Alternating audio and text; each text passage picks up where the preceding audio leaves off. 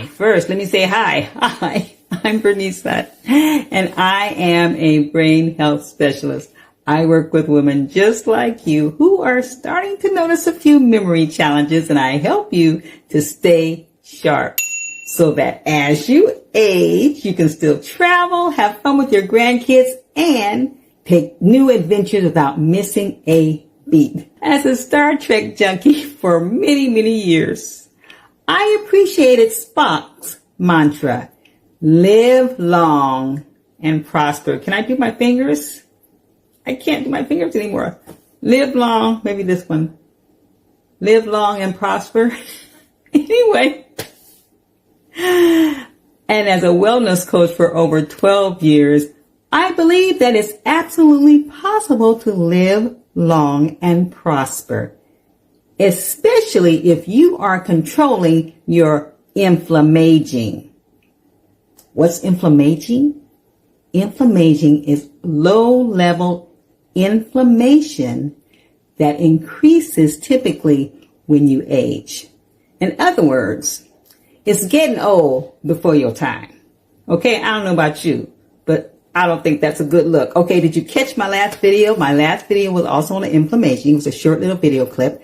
And I talked about the best tools that you could use to fight inflammaging. So if you didn't see it, it's still on my YouTube channel, Keep Your Brain Sharp, and it's on my Facebook page, Keep Your Brain Sharp. Go check it out there. But today I wanted to talk more about the symptoms of inflammaging, or possible symptoms of inflammaging, and also the possible causes, and also a little bit of review on what you can do about it. All right? Okay. So a good example of inflammaging is when you see people who are alcoholics or smokers. Look at their skin. They usually look older, more wrinkled.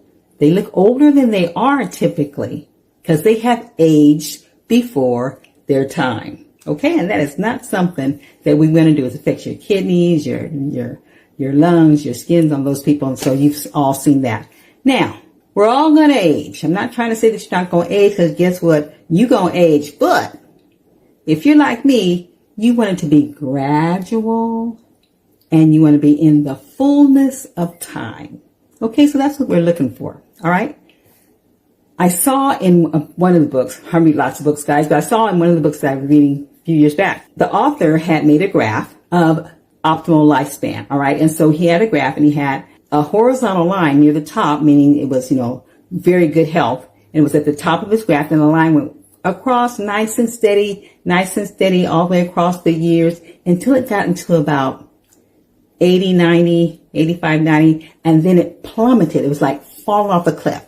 It went down pretty steep, okay, all the way down, and the person died. Okay, so what the guy's point was that ideally, the way God created us, all right, we were not created to spend the last 10 to 30 years of our life with disease and pain, all right, in affliction, basically. That was not the intent. Okay, we're supposed to live a nice, full life, quality life, all right, all the way until he says it's time to come home, and then we out of here. That's what we're looking to do. Okay, and that's what I'm looking to do. I don't know about you, but I'm looking to have a nice, full, quality life. No chronic diseases, illnesses, all that kind of stuff, all the way until God takes me.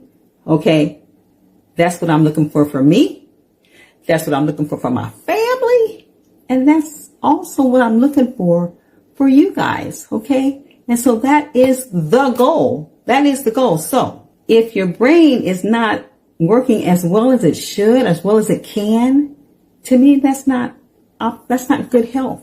All right. And so that's why we're doing this, guys. All right. So what are the possible symptoms of inflammaging? Okay. So it varies with people, it varies. Also, just because I'm saying this is a simple of inflammaging, if you have the simple symptom, that doesn't automatically mean that it's inflammaging that's causing it. Okay. But it could be inflammaging symptom. Okay. All right. So let's get real. Let's talk about what people talk about, what old folks talk about when they get around the kitchen table. Everybody starts talking about their aches and pains, right? Their aches and pains. That's a sign, guys. If you getting around your table with your friends and the conversation drifts off to all these ailments, all these joint stiffness things and all these muscle aches and pains and all this weakness here, you know, all of that stuff, that might be a sign of inflammaging. And that's one of the things people usually chalk up to, I'm just getting older. And yeah, you are getting older, but doesn't mean you need to accept it as just, you know, that's what's just going to happen to me.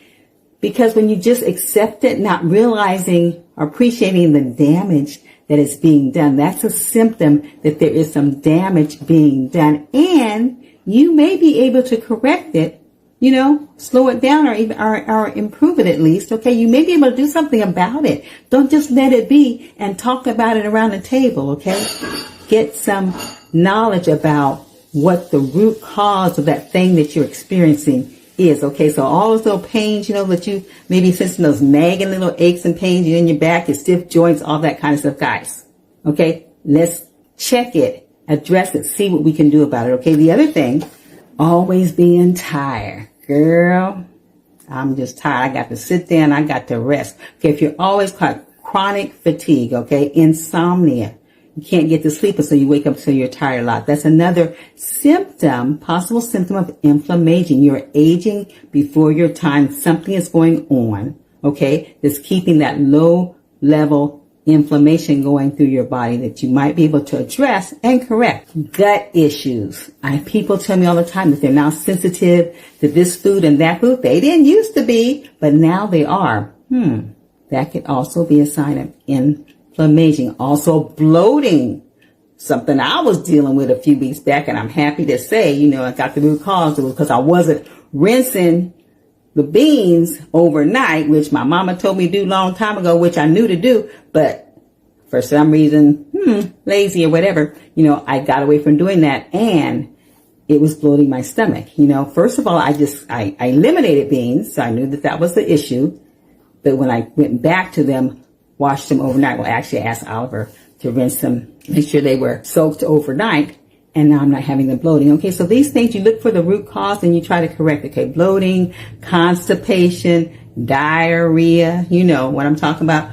Gut issues, guys. Nausea. People talk to me about eating and feeling sick after you eat. That's not normal, and that's not a typical sign of aging, guys. I mean, it might be common with people that are older. That's because inflammation is common.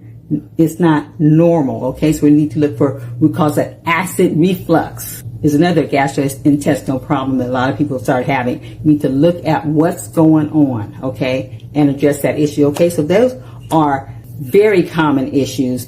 Pain, always being tired, and having gut issues that a lot of people are experiencing that may possibly be a sign of inflammation. You are getting old before your time because of a low-level inflammation that is running through your body. Okay, not so common or noticeable, maybe your skin problems. Okay, that's dry skin, irritated skin, rashes, wrinkles. Like I'm thinking of people that are smokers and drinkers. Okay, wrinkles, being extra sensitive and easily getting red or swollen or something like that. That may be a sign. Mouth sores in your mouth, those kind of things are signs of, could be signs of low-grade inflammation in your body. Mood swings. They used to call it getting old and crotchety, okay? He just go old and cranky, and they just chalk it up to being old age. But that's, I mean, you're older, yes, but that's because your inflammation, the low-grade inflammation, is increasing because of something that's going on in your body that you may need to address, okay? You don't always have to have anxiety, have to have mood disorders, you have to be depressed. Those are signs that there's something going on, okay? You may need to get that gut taken care of, maybe a lack of probiotics or something like that going on that is causing that, okay, to stir up, all right? Cardiovascular, of course, when your blood pressure raises, you know, you have high risk for stroke and whatever. Take a look at what you're doing, all right? Cognitive decline. Every time you experience some cognitive decline or notice your memory challenge or whatever, it is not automatic that you're getting dementia or Alzheimer.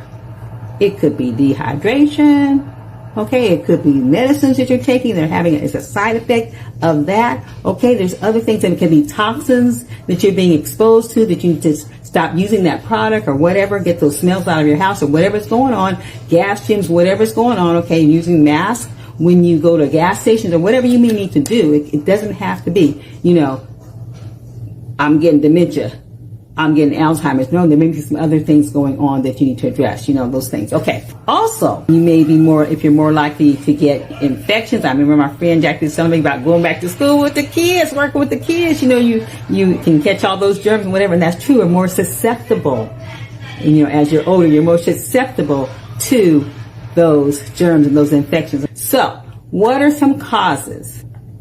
A less efficient immune system. Your immune system is not, and as you get older, that may well happen, but so you need to be more intentional about strengthening your immune system, okay? Because a less efficient immune system will cause that to continue, okay? Also, lifestyle choices. We already talked about alcohol. We talked about smoking, diet, poor sleep. All those things can allow that inflammaging behavior to keep going inside of your body, okay?